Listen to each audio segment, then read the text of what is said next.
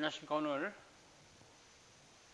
노아의 방주와 자연 언약에 대해서 살펴보고자 합니다. 구약의 흐름 네 번째 시간입니다.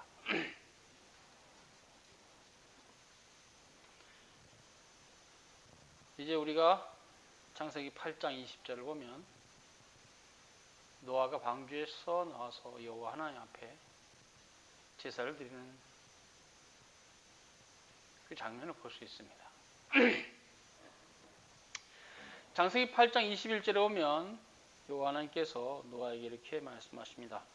내가 다시는 사람으로 인하여 땅을 저주하지 아니하리니 이는 사람의 마음에 계획하는 바가 어려서부터 악함이라. 내가 전에 행한 것 같이 모든 생물을 멸하지 아니하리라. 그리고 또한 사계절의 변화에 대해서도 말씀하시는데요. 땅이 있을 동안에는 심음과 거듭과 추위와 더위와 여름과 겨울과 낮과 밤이 쉬지 아니하리라.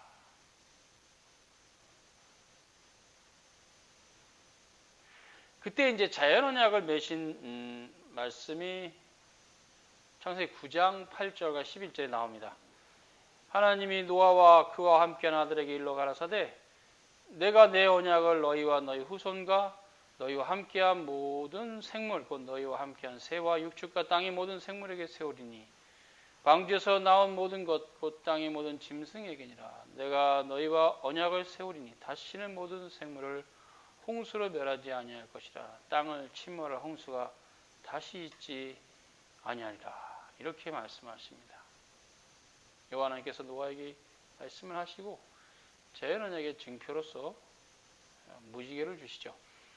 그 본문 말씀은 창세기 9장 12절에서 16절에 공독합니다. 하나님이 가서 내가 나와 너희와 및 너희와 함께하는 모든 생물 사이에 영세까지 세우는 언약의 증거는 이것이라. 내가 내 무지개를 구름 속에 두었나니 이것이 나의 세상과 언약의 증거니라.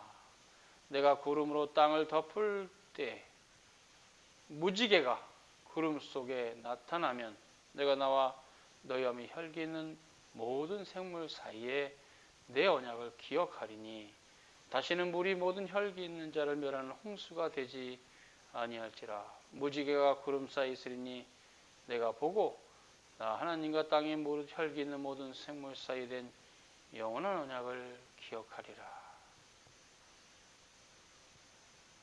하나님께서 노아와 맺으신 이 자연 언약에는 은혜 언약이 포함되어 있었습니다. 하나님께서는 노아의 홍수 이전에는 바로 그들이 어려서부터 악했기 때문에 내가 그들을 심판하는 것이다. 이렇게 말씀을 하시는데 노아의 홍수 이후에는 사람의 마음에 계획하는 바가 어려서부터 악할지라도 내가 그것을 인해서 다시는 물로 세상을 심판하지는 않을 것이다. 사실은 노아 시대 대홍수와 같은 그런 물심판이 없을 것으로 약속하시는 것으로 자연 언약을 체결하시고 그 자연 언약의 증표로 무지개를 허락하신 것입니다. 그러므로 우리는 하나님께서 노아를 통해서 허락하신 이 자연 언약, 또 이 노아의 방주와의 연결성을 살펴보고자 합니다. 노아의 방주는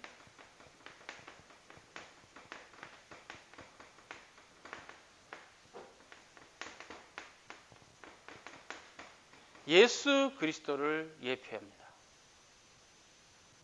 물론 노아의 방주에 들어가셨던 분들은 모두 다 하나님의 백성들 중 택자들입니다. 노아와 함께 그 8명의 식구들은 선사시대를 마감하는 유일한 씨라고 할 수 있죠. 그들 모두 다 참된 주님의 백성이었고 또 선사시대에 하나님의 아들들의 후손입니다. 즉 선사시대의 거룩한 보편교회의 후예들입니다. 그래서 노아와 그의 자녀들, 아내와 또 자부 8명은 예수 그리스도를 믿음으로 구원받은 성도들입니다. 그래서 노아의 방주는 예수 그리스도를 표상합니다. 그러나 노아의 방주는 예수 그리스도를 표상하는 것이 핵심적인 의미가 있다 해도 새로운 시대를 열어가는 하나님의 섭리 가운데 그 자연언약이 갖고 있는 뜻이 있어요. 노아의 방주가. 그리스도도 말하지만 그 노아의 방주는 새로운 시대, 자연언약 가운데 다시는 하나님께서 물로 심판하지 아니하시겠다는 이 땅의 생명체의 악함에도 불구하고 그들을 보존하시겠다는 하나님의 일반 은총이 있습니다. 자연언약은 그래서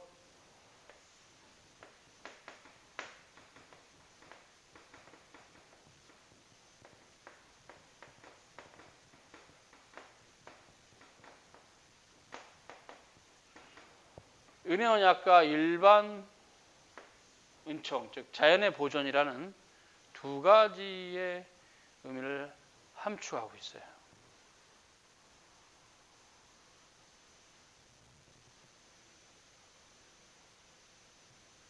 그러나 자연 언약이 궁극적으로 지향하는 바는 예수 그리스도입니다.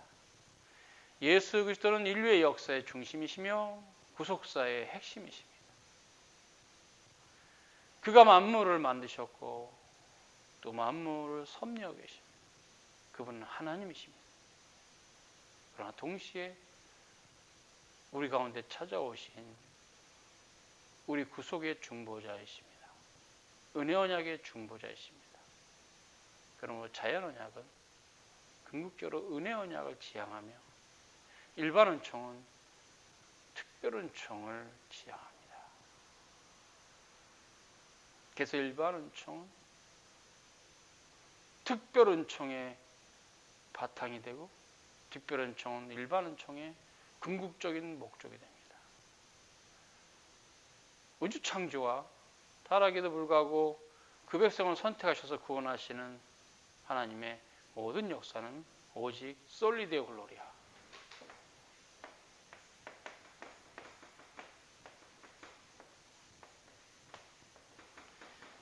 오직 하나님께 영광이라는 개념의 솔리데오 글로리아 안에 녹아 있습니다. 성삼일체 하나님의 신적 작정의 첫 자리는 솔리데오 글로리아입니다. 우리 하나님은 무엇이 부족하셔서 세상을 만드신 것이 아니라 그의 영광을, 그 충만하신 영광을 드러내시고자 세상을 만드셨습니다. 성삼일체 하나님께서 신적 작정 가운데 인간의 타락을 작정하셨을지라도 그 궁극적인 목적은 우리 구주 예수 그리스도 안에서 세워지는 하나님 나라입니다. 그래서 성경에 중요한 말 중에 하나가 바로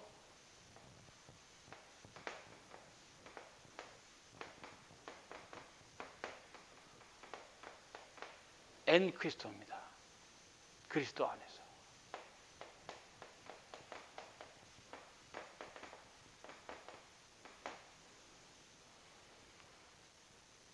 노아의 방주까지도 바로 이 엔 크리스도, 그리스도 안에서 모든 인류의 역사가 진행될 것. 물론 일반 은총의 관점이죠. 말합니다. 하나님께서 노아와 그 가족을 그 죄악이 관영한 시대에서도 남겨두시고 나머지를 쓸어버신 것은 새로운 시대에 이제 전 지면에 인류가 퍼지고 그 각 나라와 방언과 피부색으로 갈라지는 인종과 언어의 다양성 안에서 우리 구주 예수 그리스도를 섬기는 참된 신자들을 마지막 때 부르시고자 하셨던 것입니다. 그래서 그 자연언약 안에는 은혜 언약이 담겨 있었던 것입니다.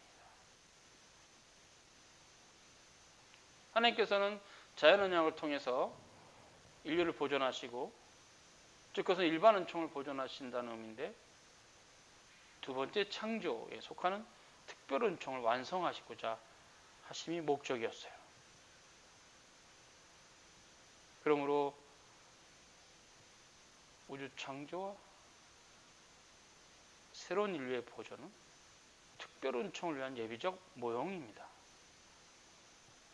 그래서 방주에 들어간 8식구는 하나님 나라의 백성을 표상하는 것이죠. 택자들을 표상하는 것이죠.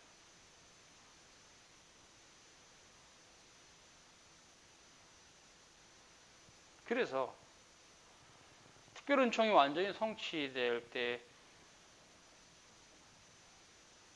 일반 은총 궁극적인 목적을 다하는 것입니다. 그래서 오늘 노아의 방주와 자연 언약에 담겨진 하나님의 역사에 대해서 우리가 살폈습니다. 이제 성경을 보면 하나님께서 제사를 받으시고 노아의 제사를 받으시고 축복을 하십니다. 그 축복은 생육하고 번성하라. 땅에 충만하라. 그래서 하나님께서는 노아의 자손들이 각지로 퍼져 나가기를 원하셨어요. 아쉽게도 성경을 좀 더 읽어보면 인류는 그 당시 하나의 언어가 있었던 관계로 퍼져나가기보다 흩어지기보다는 하나로 뭉쳐서 자신들의 이름을 내리고 있죠. 그것이 바벨탑 사건입니다. 하나님께서는 그 바벨탑을 흩어버리시고 그때 언어도 같이 흩어서 그 이후에는 다양한 언어로 분화되는 그런 형태가 지금도 있게 된 것이죠.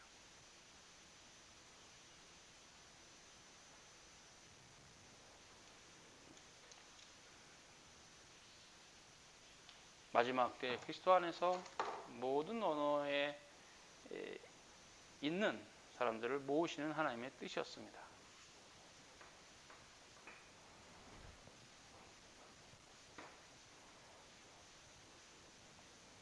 그래서 우리가 세계사의 지도를 보면 아라산이라고 하는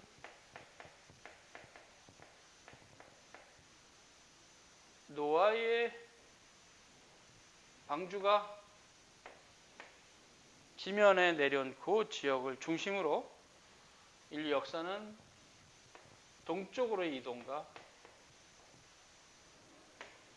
서쪽으로의 이동 그리고 남쪽으로의 이동으로 대표적으로 이렇게 구별이 됩니다. 동쪽은 어디 있습니까? 아라산에서 동쪽은 동남쪽에 인도가 있을 거고 정동쪽에는 중국이 있을 겁니다. 북동쪽에는 북방민족이 있을 겁니다. 그죠? 유라시아 대륙을 보고 그때 아라산, 지금의 이라크 지역, 그 지역에 아라산이 있는데 메소포타미아 문명, 거기를 기점으로 해서 인류 문명이 퍼져나간 역사를 보면 명확합니다. 동쪽으로는 중국과 극동아시아, 동남쪽으로는 인도나 서남아시아, 그리고 북서쪽은 이집트 문명을 기점으로 해서 아프리카 문명이 세워지죠. 그리고 서북이라 할까요? 그게 좀 서쪽에 가까운데 살짝 북쪽은 유럽 문명이 태동합니다. 그래서 노아의 홍수 이후에 이렇게 세 문명으로 크게 갈라져 가는 역사는 하나님의 섭리 가운데 있었던 것입니다. 이것은 바로 종말에 예수 그리스도 안에서 각지의 사람들 불러 모신 하나님 뜻이었던 겁니다. 그래서 자연언약과 그 노아의 방주의 관계성을 이렇게 간략히 살폈습니다. 또 이어지는 시간, 다음 시간이 되겠죠. 그때는 이제 창세기 역사에 있어서 일반 역사를 이제 닫고 아브라함의 가계사로 들어가는 창세기 12장 역사를 살피겠습니다. 수고하셨습니다.